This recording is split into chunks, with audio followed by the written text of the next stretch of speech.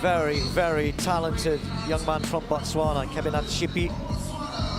Made the semi-final at the Olympic Games. Is the Botswanan 400-meter champion, and if you knew the strength in that country in that event, that really means something. Here is Chris Bailey in great form. Can he carry that indoor form to his first outdoor race here? Matt Hudson-Smith, he ran a relay leg last week in a 4x4, and he told me it was pretty swift. I haven't been able to find out how swift, but said it was quick, so really looking forward to this.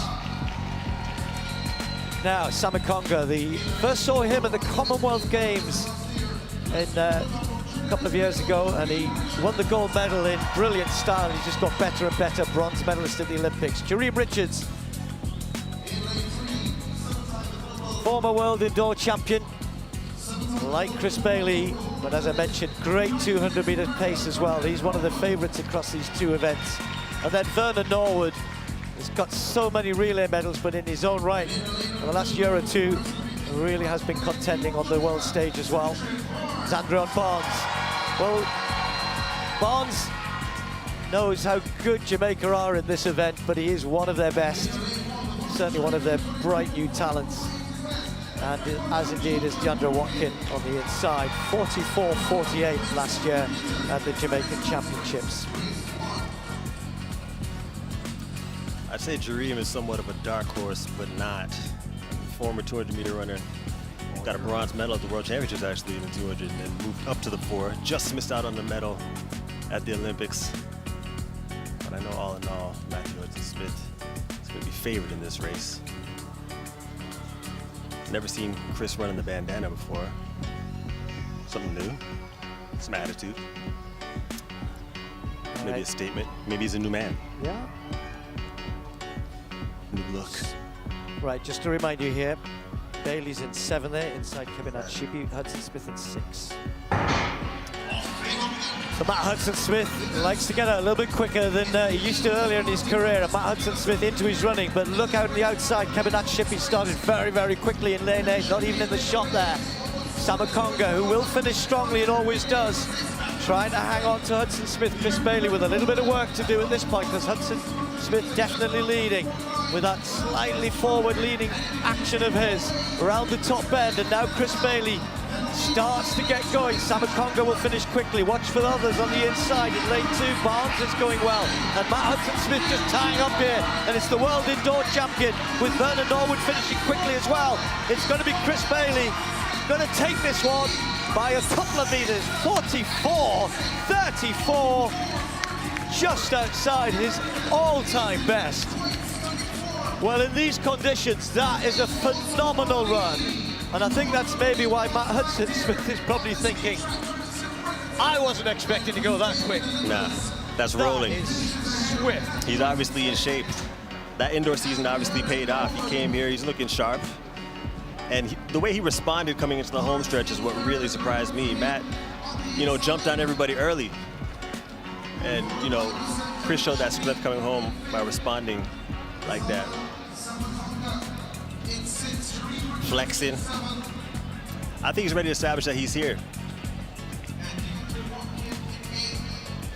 So what stood out to me is that Matt really got out, like I said before, but just as that replay started, you could see Chris visibly respond to Matt. And I think for Matt, feeling him move at that part of the race would kind of play with his head, kind of caused him to tighten up a little bit as he got to the home straight. When you're that hard, when you're that tired, to be able to respond to that part of the race, it's really difficult. It can play on your mind a lot. You can see Matt trying to respond, couldn't you? He's trying to come back. He's thinking, I wasn't quite expecting this. Nah. I mean, Matt knows he's running well. That's a good opener, 44.65. And Norwood with a 44.7 as well. Really, really good. But I think, when you've come off a championships, he's in great form. He's in great shape. The travel could have been an issue, but he's obviously overcome that really well. And he did what he does. He finishes so well. He's got that gold medal swag off the World Indoor Championships. That was impressive. 12 major points. I don't know what to expect of him.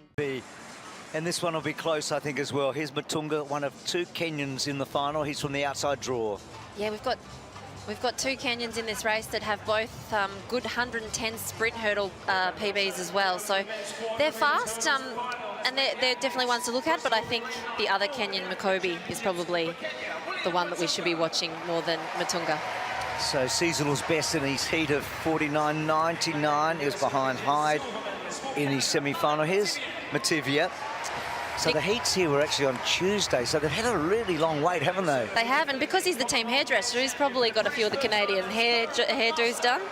He's the defending champion. Only Ken Roach of Australia, back in the 60s, has ever won 2 400 hurdles at the Commonwealth Games. You feel like it's going to be a big ask, don't you, for McMaster after his heat run? Makobi, you like his chances. Hyde's looked the best. He made the final of the World Championships. Yeah, he has looked the best. You know, he's got good pedigree. His dad was an international soccer player for Jamaica. He actually scored a hat-trick when he played soccer, but we're glad that he stayed with track and field. You like Nathaniel, don't you? I do. I think he came out here and he looked really confident. He's a Baylor Uni student. He's only young. He broke the national record this year. It was the junior record that had lasted for 35 years. So Nigeria has high hopes on Nathaniel. And Seychelles and Guernsey in the inside lane. So Azemia and Chalmers. So no one from England, Australia or South Africa, but they've been the three most successful countries. So it's a different looking final here. That McMaster's a constant, and Hyde was third behind McMaster 4 years ago at the Gold Coast. So they're the two we know oh so well. There's Hyde. He's 25. They've won 1 gold medal, Jamaica, in this event in 1998. And McMaster, of course, won the very first gold medal for the British Virgin Islands in any sport when he won 4 years ago. And he was so emotional after that one because his coach had just died in Hurricane Irma. He's now training in the US. He's got a new coach, but 4th at Tokyo, he's definitely one to be watching. That epic in Tokyo behind Vorholm, Benjamin and Dos Santos. In the starters' hands. 400 hurdles final. Set. Ooh, so what's... No, Leek's just the... Via's gone out, the Canadian. Yeah, sorry, his nickname's Leek. Malik. He's, oh, and he's got his hands to his face. That was a clear break.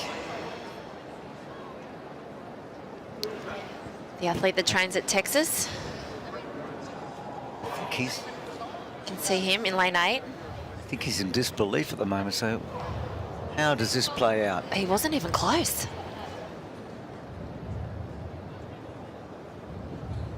Marksman, will you disqualify the athlete? I guess his best bet is to say the crowd distracted him. No. So, no, he's going to get the red card. In fact, he is. So it's heartbreaking. It's heartbreaking. You just don't want to see athletes go out like that. No.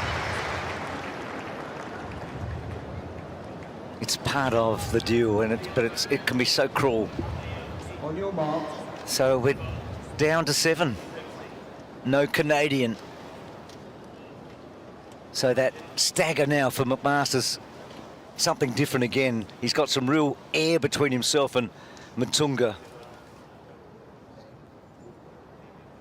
I think they're all a bit nervous now.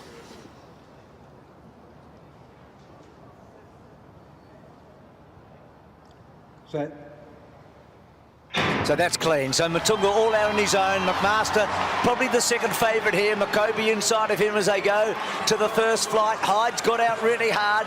And then Nathaniel, Azemia and Chalmers. So down the back straight. McMaster quite controlled at the moment. He's 2 from the left. Hyde clearly in front of the Jamaican strip. And Makobi trying to go with him and not far away. McMaster's normally got a good turn of foot here. Hyde leads with about 150 to go. They've got 3 to get over after that one. Hyde, Makobi and McMaster. There's not much between them. Knock one down there, Makobi. McMaster's taken a clear lead with 2 flights to go. Comes away the man from British Virgin Islands. Gets over the last and is going to win for the second time and win quite magnificently. He defends his title. Hyde second. I reckon Chalmers has got 3rd and Makobi's fallen over the line and I think might have got 4th. So Guernsey, I think, are going to get a medal. That was unreal. How good was that by McMaster? You know, even though he didn't look good in the heat, you can never question a champion. That was a fabulous race by McMaster.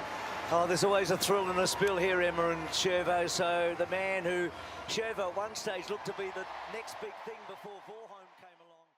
The men's 400 meters at the 2025 World Athletics Grand Slam in Kingston and the men's 400-meter hurdles final at the Commonwealth Games may have taken place on different stages, but both races shared the same electrifying essence: raw dominance, national pride, and performances that left fans breathless.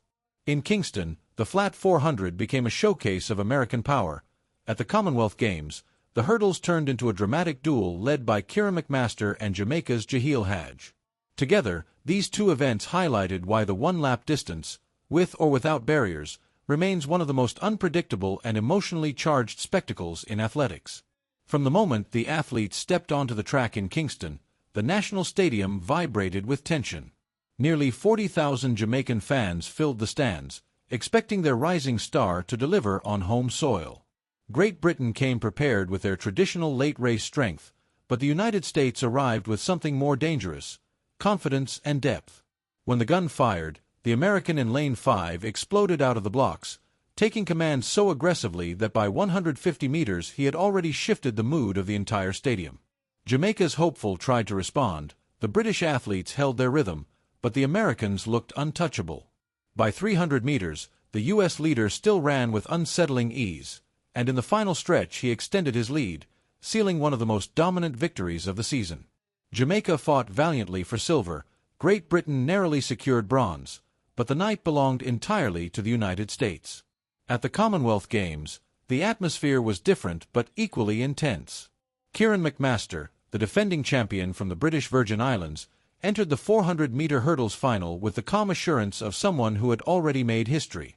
His biggest challenge came from Jamaica's Jahil Hajj, whose explosive heat and semi-final performances positioned him as a legitimate threat to McMaster's throne. With competitors from Nigeria and Kenya adding pressure, the race promised chaos over every hurdle. When the finalists lined up, the tension was palpable. McMaster's experience contrasted with Hajj's youthful aggression, setting the stage for a classic showdown. As the race unfolded, both athletes attacked each barrier with precision, turning the final stretch into a battle of strength and composure. In the end, both races delivered exactly what fans crave: courage under pressure, flawless execution, and unforgettable moments.